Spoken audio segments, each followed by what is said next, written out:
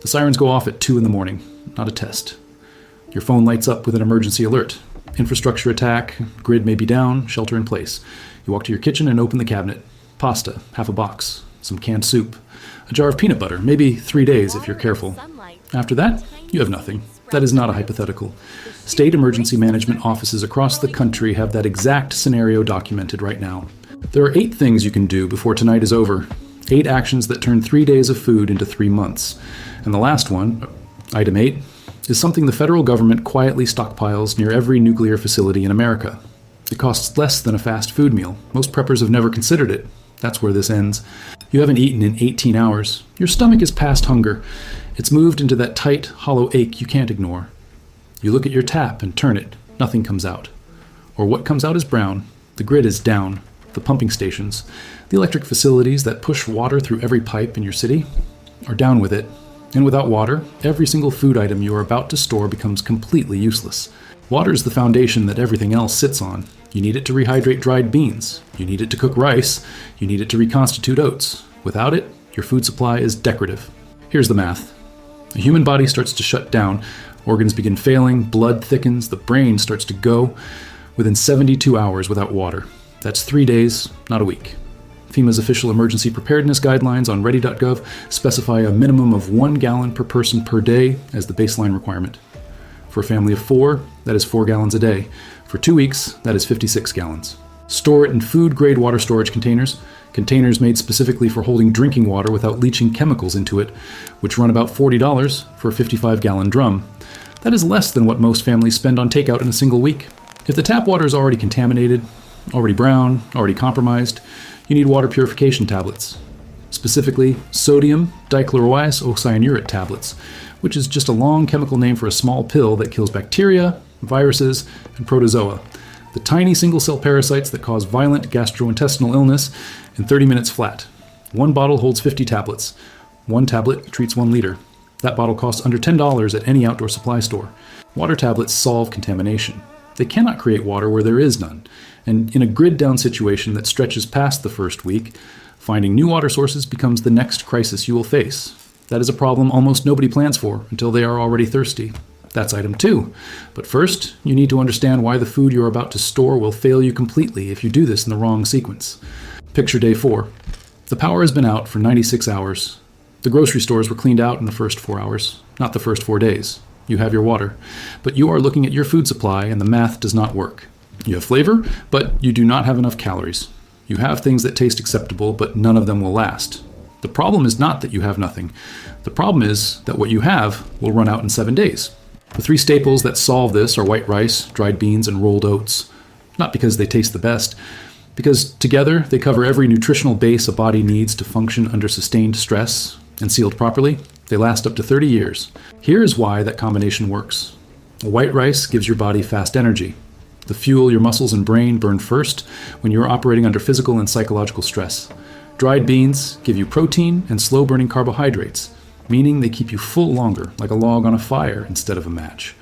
Rolled oats give you fiber and a second wave of sustained energy, plus they cook fast with minimal fuel and minimal water. 1 pound of white rice contains approximately 1,600 calories. 1 pound of dried pinto beans contains approximately 1,500 calories. 1 pound of rolled oats contains approximately 1,700 calories. The U.S. Army Field Manual FM 305.70, the Army's official survival guide used in SEER training, which stands for Survival, Evasion, Resistance, and Escape, specifically identifies calorie density as the primary selection factor in emergency food scenarios. Not taste, not variety, calories per pound. Calories. A 50-pound bag of white rice costs less than a large pizza with a 2-liter and a tip.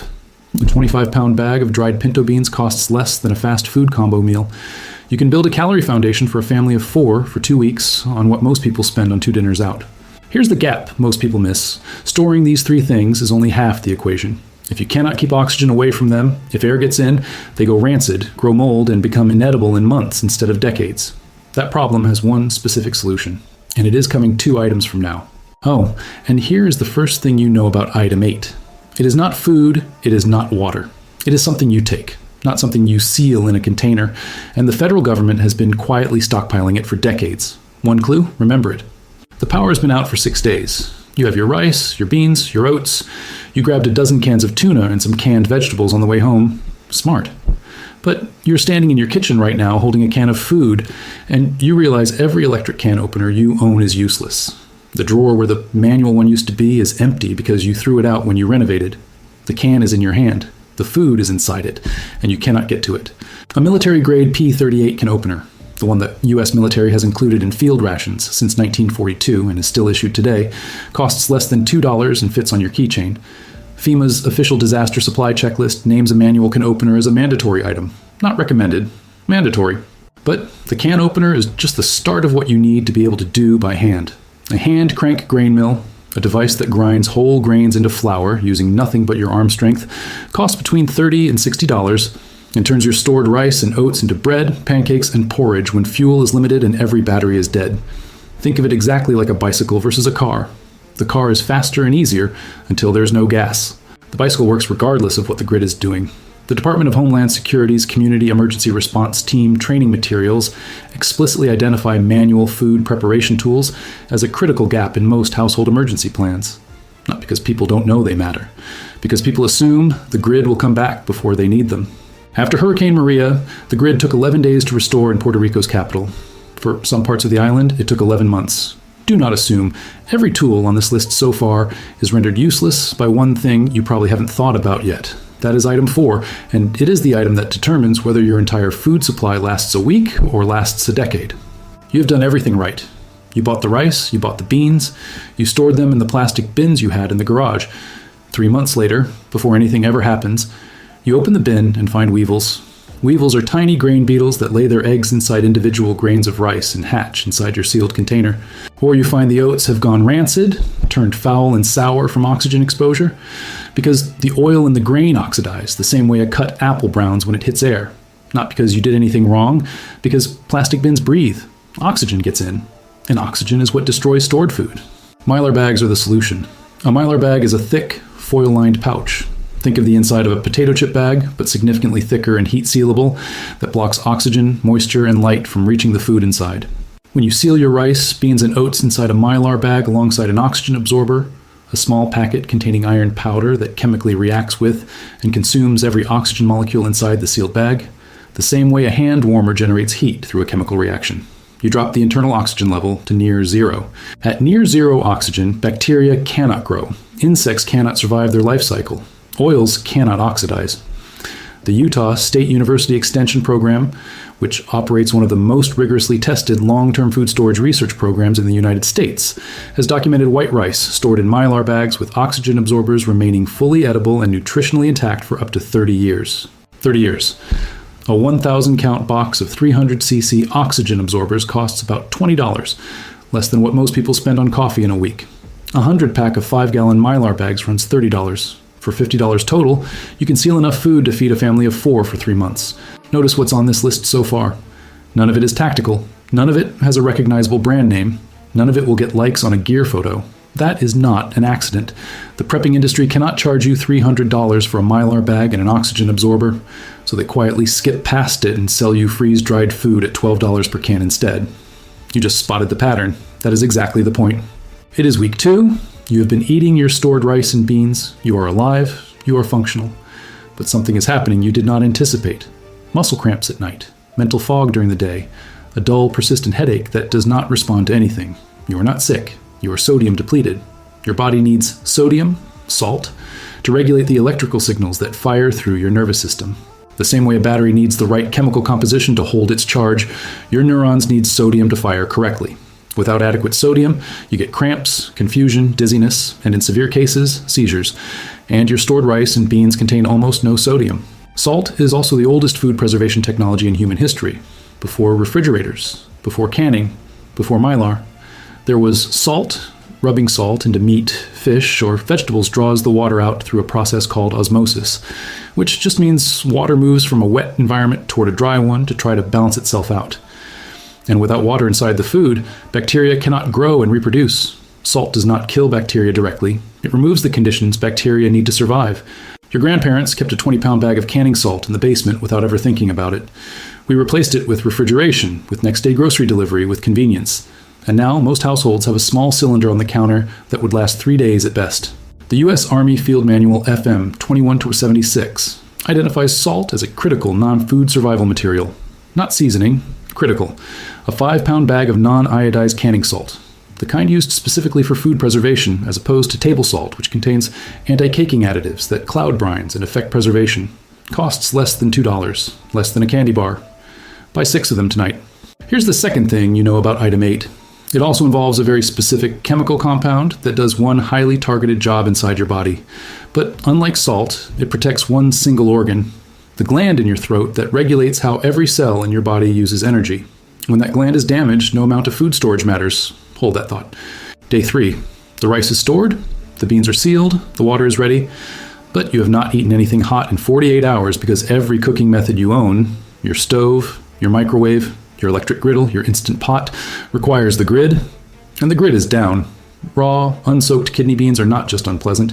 They contain a naturally occurring toxin called phytohemagglutinin, a compound that causes severe vomiting and gastrointestinal shutdown that is only neutralized by sustained high heat. You cannot eat your stored beans without fire. You need a cooking method that does not depend on the grid, not as a backup plan, as your primary plan. A single-burner propane camp stove costs $25. A 1-pound propane canister lasts approximately 2 hours of continuous use. For a family cooking 2 meals a day, 6 canisters gives you 3 days of fuel. That is a start. But for extended scenarios, the kind that stretch into weeks or months, you need something more sustainable. A rocket stove is a small, efficient wood-burning stove. Think of it as a combustion engine for twigs, where the chamber design creates such a powerful upward draft that it burns small sticks as hot as a full campfire in a fraction of the time, and with a fraction of the smoke. That can bring a full pot of water to a boil in under 10 minutes using nothing but branches from your yard.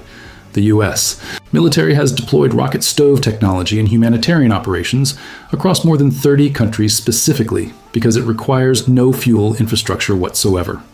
A commercial-grade rocket stove runs between $20 and $60, less than a dinner out for 2. And unlike propane canisters, the fuel, small sticks, fallen branches, scrap wood, costs nothing and is available almost everywhere outside of a paved parking lot. The CDC's emergency preparedness guidance specifically identifies the failure to plan for cooking without power as one of the most common and most dangerous gaps in household food storage plans. A can of beans and a sealed bag of rice are dead weight without the ability to apply sustained heat. 3 items left, and none of them are the one you have been waiting for. Here is what you now know about item 8. Something you take. One specific organ it protects. And the federal government has been quietly distributing it to households within 10 miles of every nuclear power plant in this country since the 1980s. You are getting close. You are on day 5. Your blood pressure medication ran out 2 days ago, or your insulin, or your child's asthma inhaler. The pharmacy is closed, the roads may or may not be passable, and what started as a food storage problem has become a medical emergency. Not because of the food, but because you built a 3-month food buffer and a 0-day medication buffer. You are fed, but you cannot function. A 72-hour medication buffer, an additional supply of any medication that must be taken daily, alongside a basic vitamin kit to cover the nutritional gaps that a rice and beans diet creates, is not something most physicians volunteer information about because most insurance plans will not cover overlapping supplies. But the American Red Cross Emergency Preparedness Program explicitly recommends maintaining a minimum 3-day supply of all prescription medications as a baseline, with 30 days as the realistic target. Ask your doctor directly. Frame it as emergency preparedness. Most physicians will write a 30-day emergency supply prescription when asked. The conversation takes less than 5 minutes and costs nothing. The vitamin piece is straightforward. Vitamin C, also called ascorbic acid, the compound your body cannot manufacture on its own, and that prevents scurvy, which is the breakdown of connective tissue that causes wounds to stop healing and teeth to loosen from the gums. Depletes rapidly under physical and psychological stress and is nearly absent from a sustained rice and beans diet. A bottle of 500 milliliter vitamin C tablets containing 250 pills costs less than $6. Less than a fast food breakfast. Put it with your food supply tonight. The CDC's Strategic National Stockpile Témoignage, the federal government's emergency medical reserve maintained specifically for catastrophic events, identifies medication continuity as the top non-food gap in U.S. household emergency preparedness data. Not shelter, not communications, medications. 7 items. 7 specific, affordable, actionable things that build a real 3-month food and survival system from the ground up. And then there is item 8, the one the government does not highlight on its public emergency pages, the one that does one very specific job. But that job, in a war scenario specifically, in the kind where energy infrastructure is the primary target, becomes more important than anything else on this list. You have been patient. Here is where everything you have been waiting for begins. Every item on this list has been pointing toward this one. You just did not know it yet. Here is everything you already know. It is something you take, not something you carry or seal in a bag. It protects one specific organ that controls your entire metabolism. The federal government has been quietly stockpiling it and distributing it to households near nuclear infrastructure since the 1980s. It does one job and one job only, but in one specific type of scenario, that one job is the difference between your thyroid surviving the next 30 years or being permanently destroyed within 48 hours. And it costs less than a fast food combo meal. You are one sentence away from knowing exactly what it is. It is day 1, not day 5, not day 10. Day 1, an alert has gone out. Somewhere in your region, a missile has struck a power substation, or a nuclear energy facility has been damaged, not detonated, not a weapon blast, but damaged the way Chernobyl was damaged in 1986, and the way Fukushima was damaged in 2011, releasing radioactive iodine into the surrounding air. Radioactive iodine is invisible. It has no smell. You cannot taste it. And it moves on the wind, traveling dozens of miles from the source in hours. Your thyroid gland, the butterfly-shaped gland at the base of your throat that produces the hormones, telling every cell in your body how fast to function, how to regulate temperature, how to process energy, is a vacuum for iodine. It absorbs iodine faster than any other tissue in the body because it requires iodine to produce those hormones. Normal dietary iodine, the kind you get from food, is healthy and necessary. Radioactive iodine is the kind that causes thyroid cancer and permanent thyroid destruction. Here is the mechanism, as simple as it gets. Your thyroid can only hold so much iodine at one time. It is like a sponge that can only absorb so much water before it reaches capacity. If you saturate it, fill it completely. With safe, stable iodine before exposure occurs, it physically cannot absorb the radioactive kind. The radioactive iodine passes through your bloodstream and is eliminated without being absorbed into the gland. That is what potassium iodide does. It is a stable salt compound, a tablet made from iodine and potassium. That, taken at the correct time before or immediately after a radioactive release, floods your thyroid with non-radioactive iodine and blocks radioactive iodine from taking its place. It does not protect your whole body from radiation. It does not prevent radiation exposure. It does one specific, irreplaceable thing. It protects your thyroid from one specific and catastrophic form of radiation damage during the exact window when that damage would otherwise occur. The U.S. Nuclear Regulatory Commission, the federal agency that oversees every civilian nuclear facility operating in America, explicitly recommends that every household within 50 miles of a nuclear plant stock potassium iodide tablets. The Department of Homeland Security has coordinated state-level distribution of Ki, which stands for potassium iodide, to millions of households in proximity to nuclear infrastructure. The World Health Organization confirms the adult dosage at 130 milliliters taken once per day during active exposure risk. A 14-tablet package of FDA-approved 130 milliliters potassium iodide tablets costs between $10 and $15 online. Less than a streaming service subscription, less than a fast food combo meal for two. And here is the reason it belongs specifically in a food storage video about war and grid failure. If a hostile attack targets U.S. infrastructure, and every classified and declassified defense analysis of such a scenario identifies power infrastructure, water treatment facilities, and nuclear energy facilities as the primary targets, the threat of radioactive iodine release is not a distant hypothetical. The United States currently operates 93 nuclear reactors across 28 states. You are statistically within 50 miles of one right now. A grid-down event caused by a targeted infrastructure strike is exactly the scenario in which a simultaneous nuclear facility incident becomes a real-time, airborne, invisible threat. Your food supply keeps you alive for 3 months. Potassium iodide keeps your thyroid intact for the next 30 years. Both matter. One of them costs $10 and takes up less space than a deck of playing cards. The SEER program, the U.S. military's survival, evasion, resistance, and escape training curriculum taught to personnel operating in high-risk environments, teaches a concept called threat layering, which means identifying and planning for threats that are invisible and chemical alongside threats that are physical and visible. Radioactive iodine is an invisible, chemical, airborne threat that can begin permanently damaging your thyroid within the first 48 hours of a nuclear incident. After that window closes, potassium iodide is no longer effective. There is no second chance. You either had it before you needed it, or you did not have it. This is the item most preppers skip entirely. Not because they do not care, because no one can charge $300 for a $10 tablet. So it does not appear in sponsored gear lists. It does not appear in YouTube thumbnails next to tactical backpacks. It is not on the shelf at the outdoor gear store between the camo canteens and the fire starters. But it is in the emergency stockpiles of the federal government. It is in the distribution plans of state emergency management agencies. And starting tonight, it belongs in your home.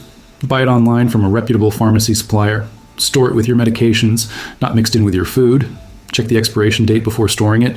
Most formulations carry a 7-year shelf life, though the FDA has confirmed that potassium iodide retains its effectiveness well beyond the printed date when stored in cool, dry conditions.